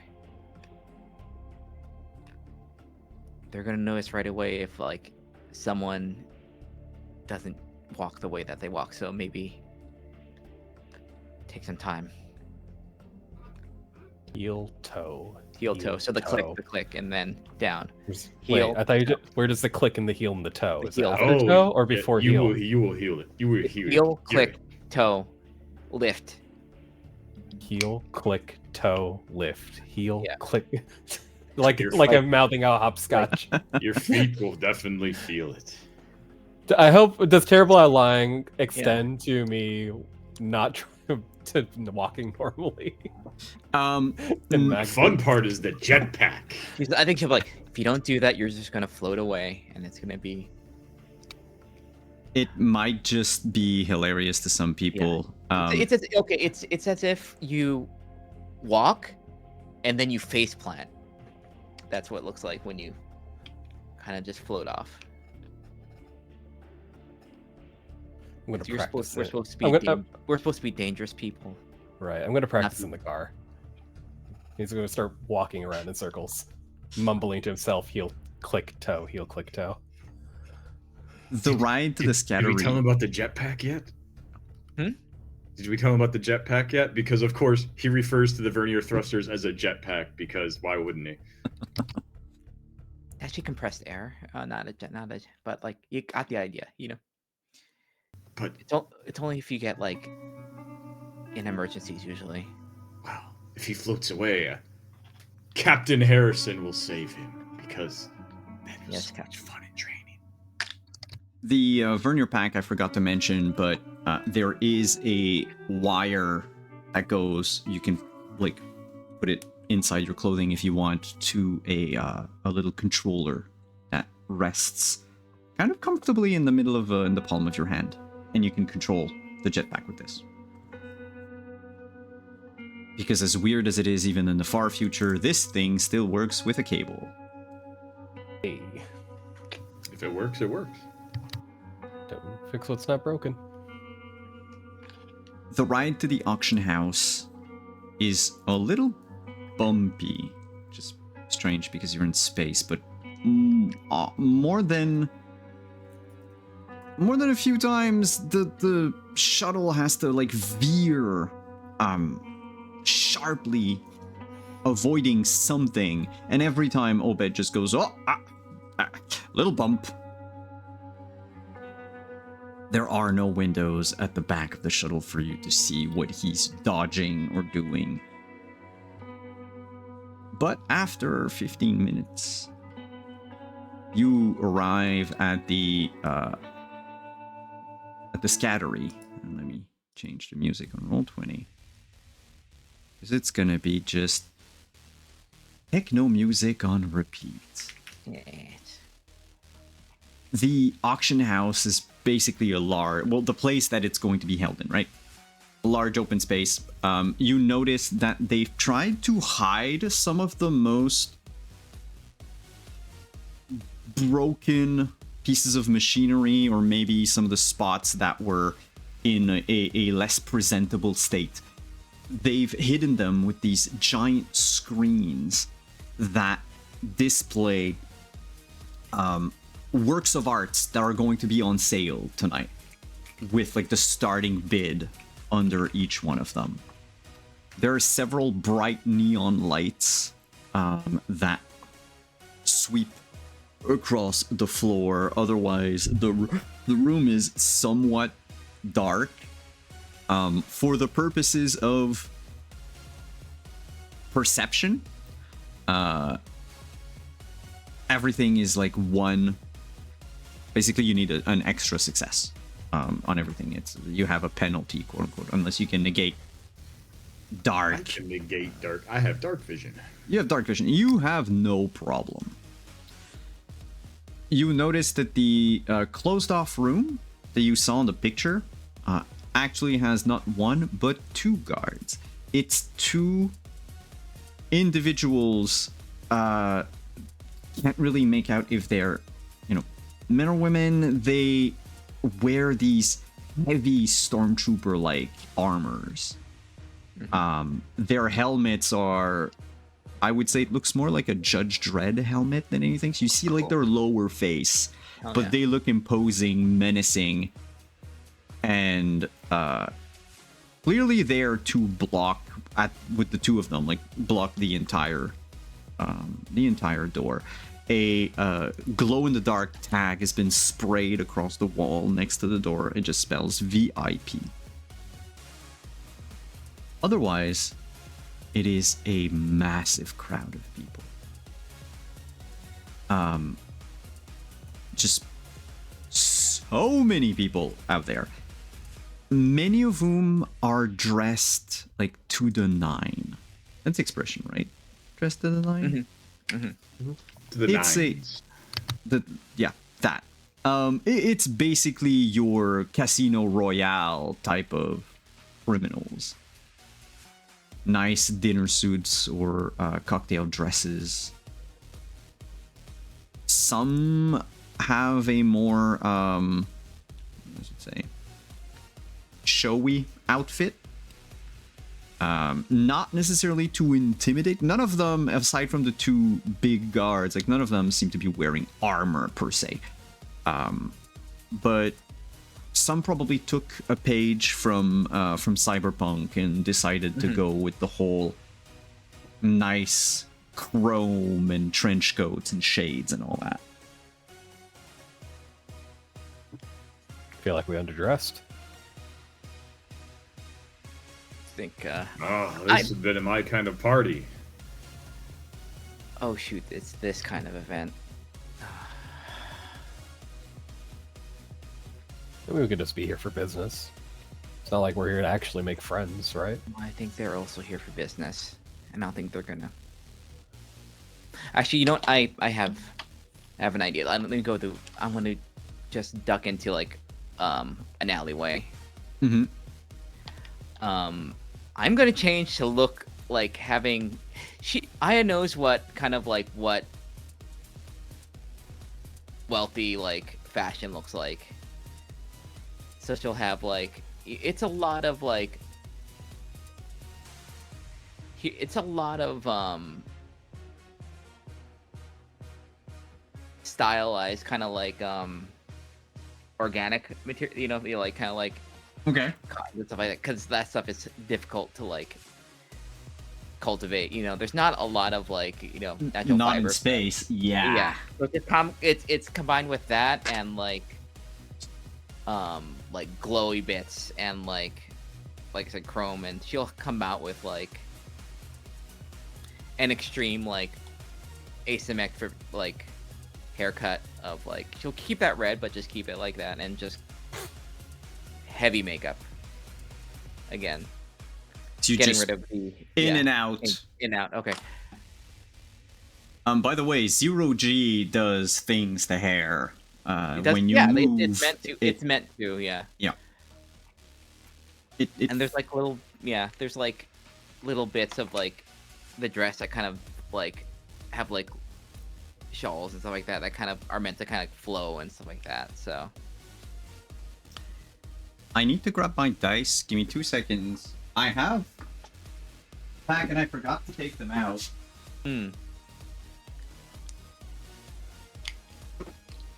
Is gone to the deep archives in the back. yes, Yeah, it's weird, right? He knows the tome he seeks. I don't even know if you can hear me. We can hear you. Okay, let's... Wait, can you hear us?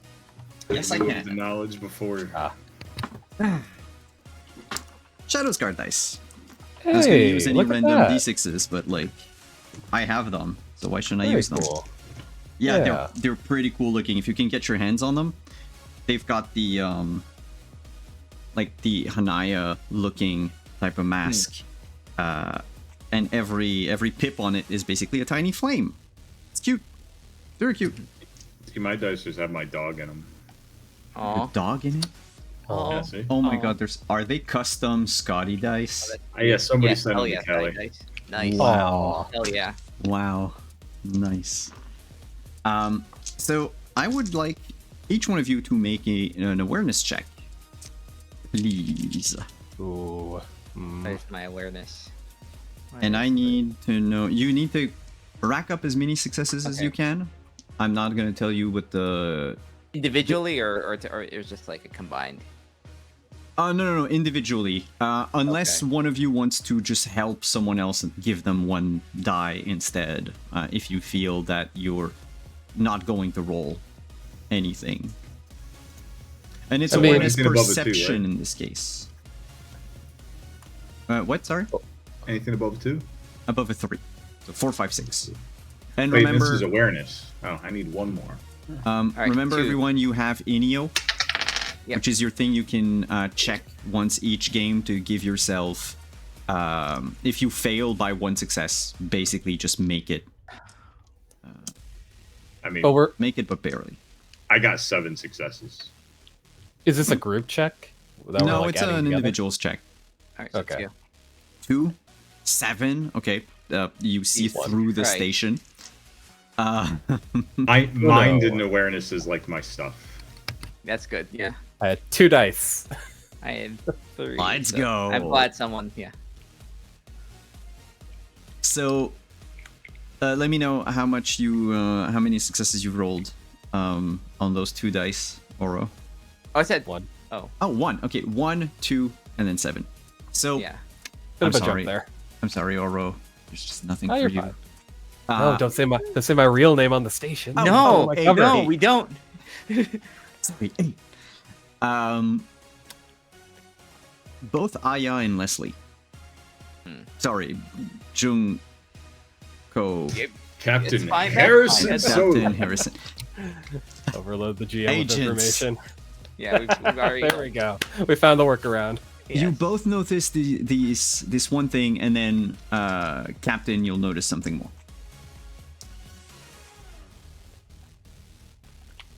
Away from the crowd, sort of trying to avoid mingling with anyone, not looking suspicious or anything. Just there's this older gentleman, looks very reserved, very quiet. He's this black man with a sort of a almost like squarish goatee, Oh, hell yeah. balding.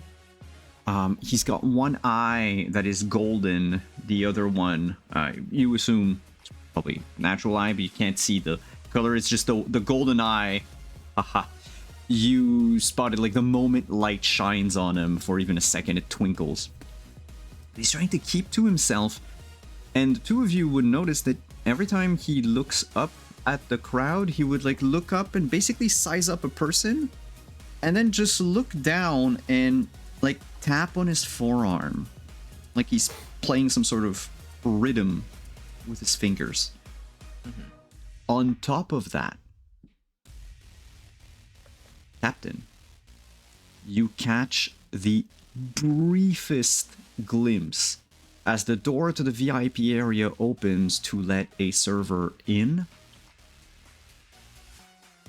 The orange suit, poorly tailored, too wide shoulders, squarish, one would say.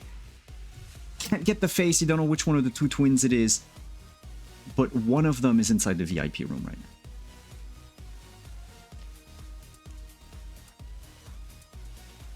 And for everybody else, there's a loud music, lots of lights. Well, not a whole lot of light, but lots of bright neon that...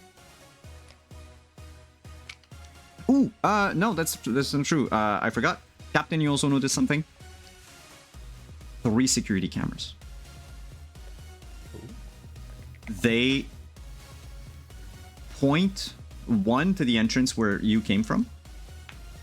Another one points towards the airlock. And the other one is right above the door to the security room. The VIP room, I should say. Sorry.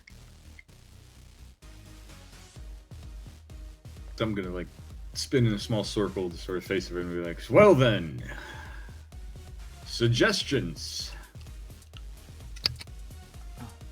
I mean, I should be able to get in there, no problem.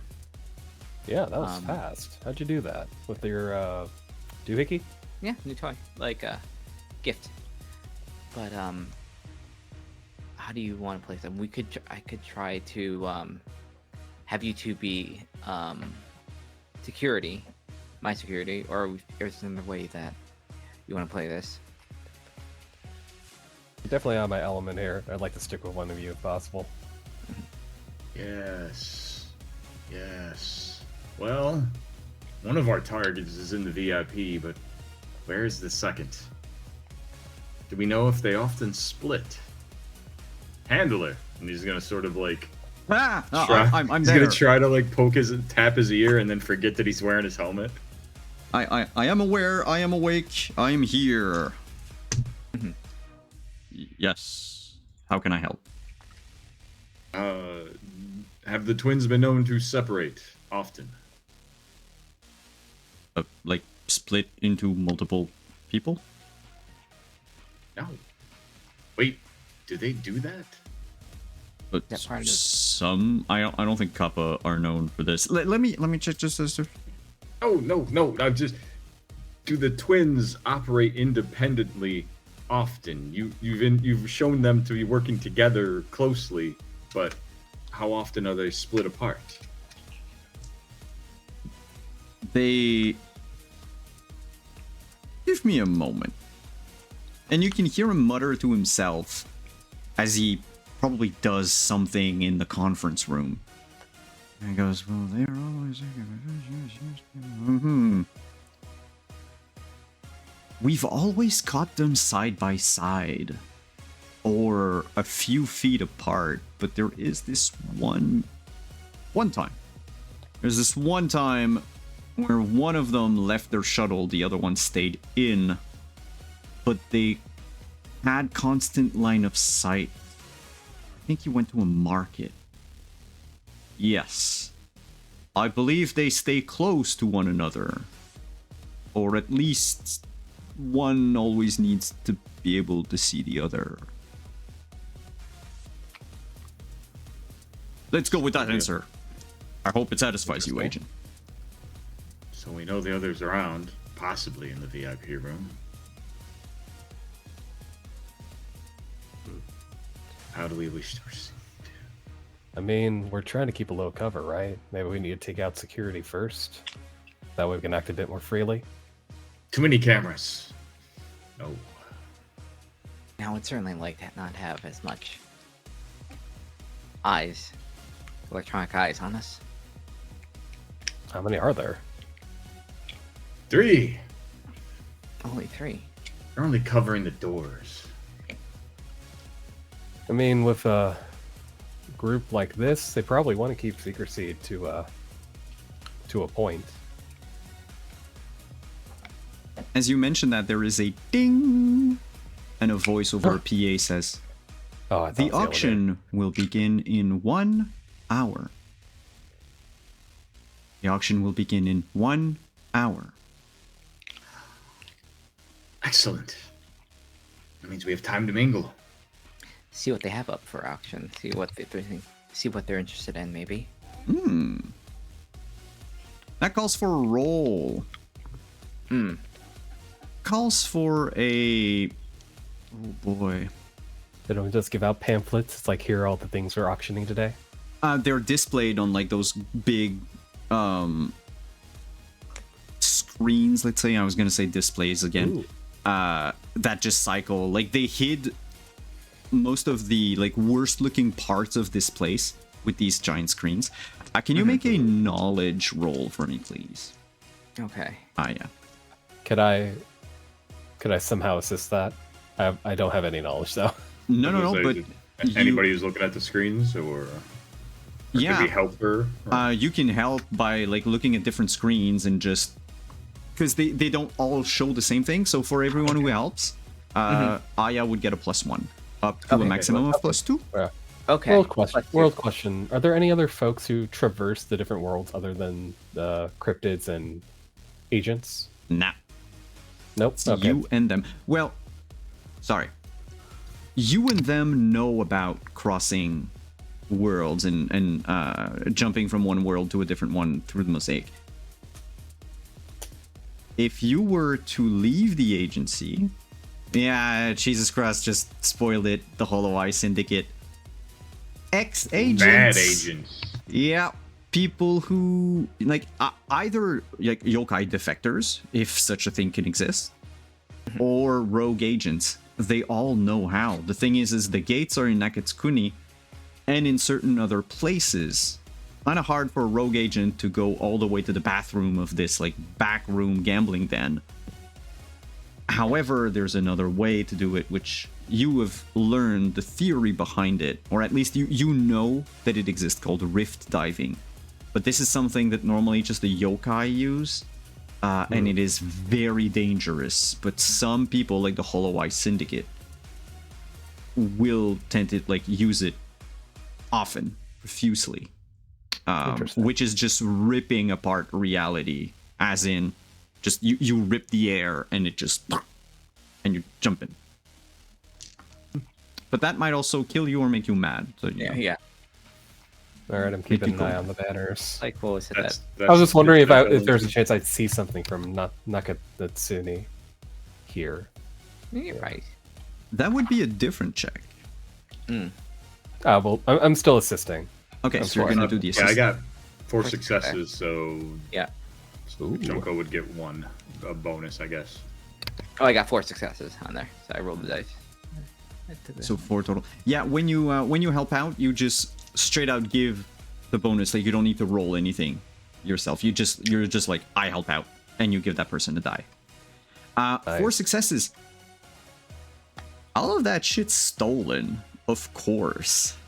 You look through what's on sale, and it's like just a whole bunch of things that were marked as like lost, or sometimes marked as destroyed. Like, oh, Yeah. this like museum caught fire, like private gallery got flooded, and some of those like old paintings, like oil paintings from Earth, Yeah. were damaged by water. No, they were just taken and Taken, left as well. yeah. There is one thing that stands out. Blueprints. Ooh. Yeah, apparently one of the pieces at the auction tonight is what's it called? Leaked blueprints of a prototype military drone. Something that Aya, Leslie, Oro, I think we're gonna end on that tonight. When you look at it, it doesn't belong in Refuge. It's Refuge adjacent. Clearly these are blueprints that belong or were built, or whoever worked on this is aware of other worlds and has included tech from other places into it. So And just diabolical out loud. And we're gonna end on that tonight. Ooh. So that's The our plot first session. thickens. Nice. Hey. Yeah, stolen military hardware. Well, blueprint. This is really hardware, but whatever. An auction, a pair of weird turtle bros, and 3 rookie agents go walk into a bar. Pretty That's much. what we're gonna pick up next week, everyone. Let me just close the techno because it's been on repeat for everyone for like the last 20 minutes. They've been having a rave. Yeah, definitely. I will look to have a second overlay that when we do need to use the maps, because there's tons of great maps, by the way, in Shadowscar, and many of the missions and the scenarios actually do use these maps. But so that like everyone can see them.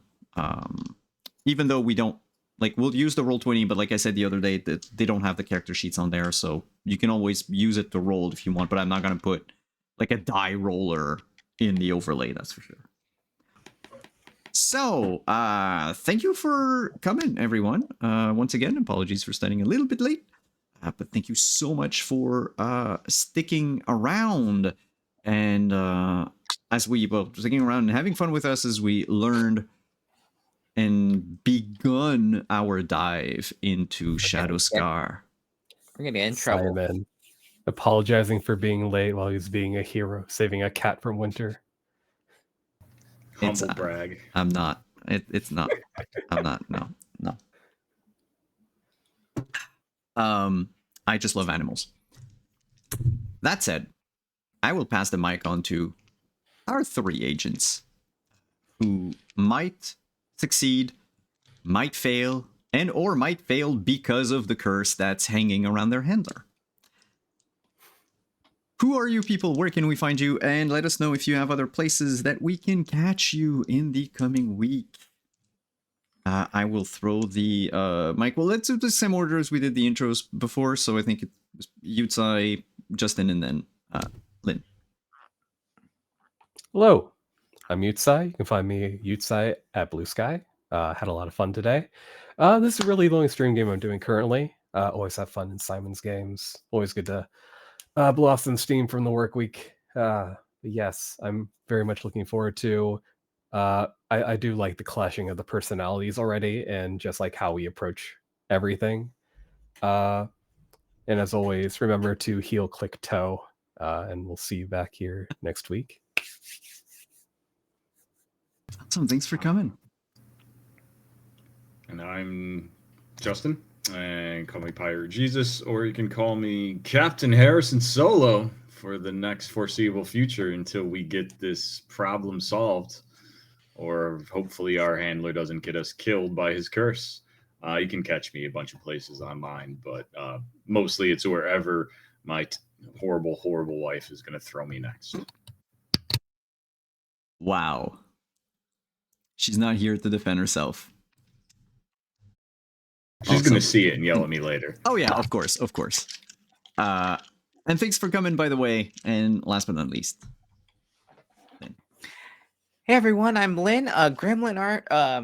Pretty much everywhere on social. Blue Sky. You can find my art, and what next time you'll be able to see me is on Friday for second episode of Book Hounds of London on Twitch.tv Otherdoc, where we are a bunch of ne'er-do-well like arcane booksellers in 1930s London, and on Saturdays on this channel for Silent Birth of New Gods, where we are trying to start a union in hell. Try to fix up hell, fix things, start a union between demons. And then on Sundays on Practice Earth Desert Forest channel, we are just beginning to do individual sessions. I did mine on this past Sunday for the upcoming Greyhawk game. So be sure to check that out. nice. I didn't catch it. What are you playing? Huh? What are you playing? I didn't catch the stream and or the VOD yet. Oh, I am playing a knowledge cleric. Oh, nice. Yeah. As for me, knowledge cleric. oh, sorry, what? I said a very weird knowledge cleric. Awesome. Thanks for coming, by the way.